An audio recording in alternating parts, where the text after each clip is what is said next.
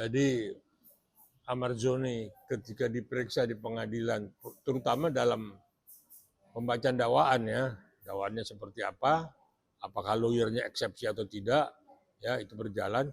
Tetapi ketika pemeriksaan saksi-saksi, bahwa apa yang ada di dalam BAP yang sudah ditandatangani Ahmad Zoni, kan semua ditandatangani Ahmad Zoni, lembar per lembar diparaf, ya bahwa itulah BAP hasil pemeriksaan dari penyidik kepada penyidik kepolisian ya kepada Ahmad Zoni, maka bisa P21 tahap 2 di Kejaksaan Tinggi.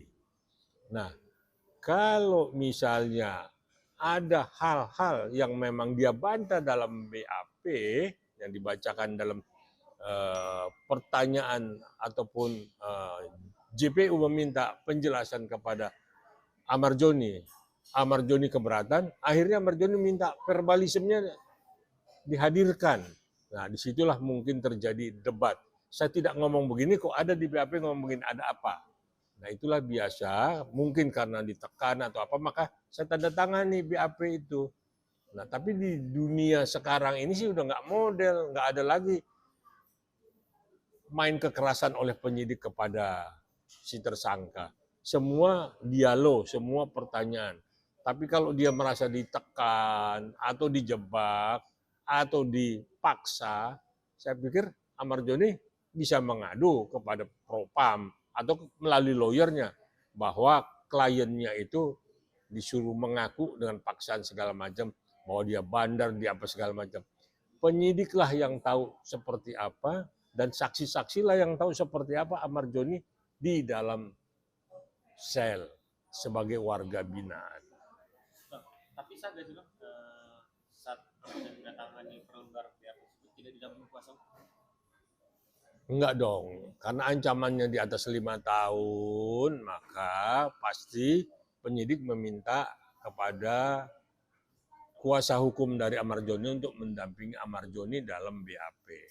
Tapi dia tidak didampingi oleh pengacara saat itu. Nah, kalau dia tidak didampingi bukan kesalahannya penyidik, ya itu mungkin kesalahan daripada Ahmad Zoni sendiri.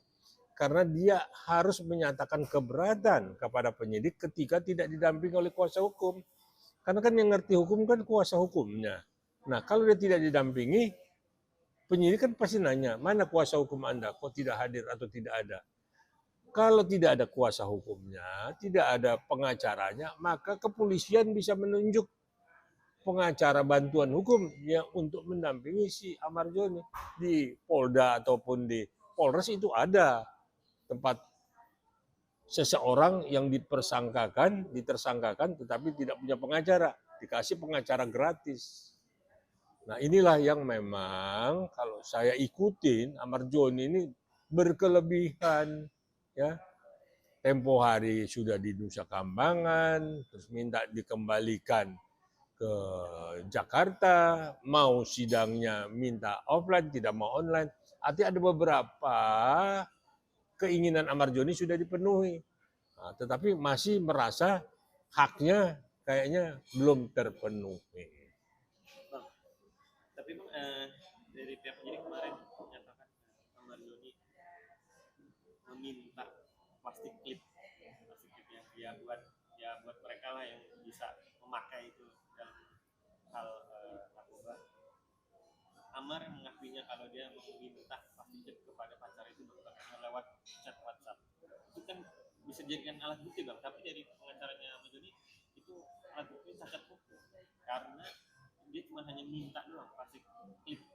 Dan Amar membantahnya kalau dia itu disuruh oleh temannya, bukan dia yang minta untuk menggunakan itu. Ini udahlah, saya ikutin terus Ahmad Zoni udah kebanyakan cerita lah ya. Sebenarnya juga Ahmad Zoni mesti bekerja sama dengan kuasa hukumnya di dalam pemeriksaan. Jadi tidak sekarang ini dia beralasan beginilah, begitulah, ditekanlah, dituduh sebagai bandar, nggak mau ini. Nggak ada, ini kan proses hukum berjalan dan transparan. Penyidik sekarang juga profesional ya. Dan kalau macam-macam pun kuasa hukumnya bisa melapor ke Propam kok bahwa klien itu ditekan. Tapi ini kan nggak ada. Malah ya penyidiknya sebagai verbalismenya sudah dihadirkan di pengadilan untuk membantah keterangan Ahmad Zoni. di mana lagi? Nah, Dan Ahmad Dhani berjanji ingin membongkar semua praktek-praktek peredaran narkoba di rutan Saleh tersebut. Dan dia merasa menyesal ya bang, ada penyesalan. Tapi penyesalan itu dia saat ditawarin oleh temannya, dia bilang, nih ada nih buat masukkan uang untuk kamu cukup untuk melihat saja, dan aku tinggal berarti kan mengawasi peredaran. Di situ aja misalnya dia tidak memberitahukan ke pihak lapas atau sipir kalau di situ ada peredaran. Kamu nggak bisa kena gitu kalau itu. kalau Ahmad Dhani mau membongkar peredaran narkoba di dalam lapas, kita acungkan jempol. Dan dia mungkin nanti mendapat privilege dari pemerintah bahwa dia mau menjadi justice collaborator. Ya. Tapi benar nggak omongannya? Hari ini lain, besok lain, lusa pun lain. Bongkar aja semua, siapa yang terlibat, siapa yang menikmati uang, bagaimana cara beredarnya narkoba di dalam lapas. Bongkar, siapa sipirnya, sebut kalau memang sipir itu terlibat. Karutannya juga kalau memang dapat setoran, bongkar. Nggak ada, kita negara terbuka. Ya, apalagi narkoba. Ini kan ancamannya kan anak-anak bangsa. Bongkar aja, kita setuju. Kita dukung Ahmad Dhani. Kalau berani bongkar, jangan cuma cuap-cuap aja. Karena ini orang sepertinya kebanyakan cuap-cuap. Ya, itulah yang saya jelaskan. Saya bukan benci Ahmad Dhani, ya, tetapi ngomongnya tidak konsisten. Ya, ini biar netizen tahu. Ya, kita membela Ahmad Dhani untuk kebenaran, bukan menutupi kejahatannya. Tapi kalau dia berani bongkar, kita dukung 100%. Saya pikir itu yang paling tepat saya sampaikan pada media sore ini. Terima kasih.